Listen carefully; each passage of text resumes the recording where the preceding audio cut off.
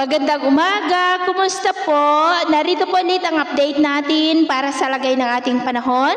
Ngayong umaga po ng March 27, 2024 na kung saan sa ngayon ay patuloy pa rin na easterlies ang hangin po na umiihip dito sa ating bansa.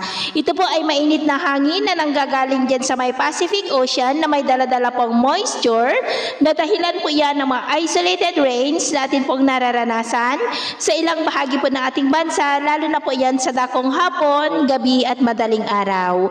At mamayang gabi po ay posibleng may kalakasan na mapag-uulan sa ilang bahagi po ng Southern Cagayan, Isabela, ilang bahagi po ng Cordillera, Ilocos Sur, La Union, Pangasinan, Cabanatuan and nearby areas. At ito naman po yung pinapakita ng forecast model natin po ang ginagamit hanggang po sa susunod na 2 linggo. At sa lagay ng ating panahon, ngayong madaling araw ay maayos ang panahon sa malaking bahagi po ng ating bansa, pero may tsansa pa rin ng mga isolated rains sa ilang bahagi po ng Santa Ana, Cagayan, Maconacon, Divilacan, Palanan, Santiago, Jones, Aurora, ilang bahagi ng Quezon, Calapan, Pola, Camarines Norte, Catanduanes, Sorsogon, Romblon, Marindoque, Masbate, Eastern Samar, Catarman, Aklan at Zamboanga.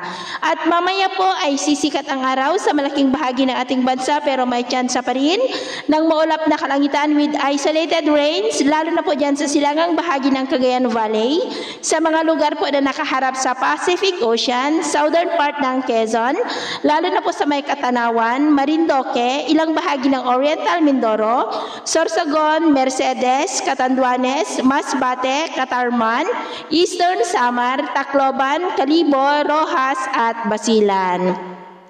At mamayang hapon po, mas maraming lugar na sa ating bansa ang makakaranas ng maulap na kalangitan with isolated rains at posible po ang malalakas na ulan, lalo na po sa ilang bahagi ng Northern Luzon late in the afternoon at posibleng pagsapit pa po ng gabi. Kaya mag-ingat po tayo sa posibleng banta pa rin ng mga pagbaha at pagguho ng lupa dahil posible po ang may kalakasan ng mapag-ulan sa ilang bahagi. At sa atin naman pong mga baybayin, malaya po napapalaot ang ating mga kababayan, lalo na po ang mga mangingisda na gumagamit ng maliliit na bangka, maliban lamang po dyan sa mga baybayin ng Batanes dahil ang mga alon ay posible po na aabot hanggang po sa 1.8 to 2.2 meters height.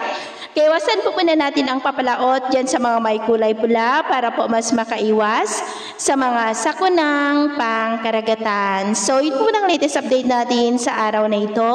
At ako po muli si James na nagsasabing sa kahit anong pagsubok po na darating sa ating buhay, huwag na huwag po tayong mawawalan ng pag-asa. Thank you and God bless.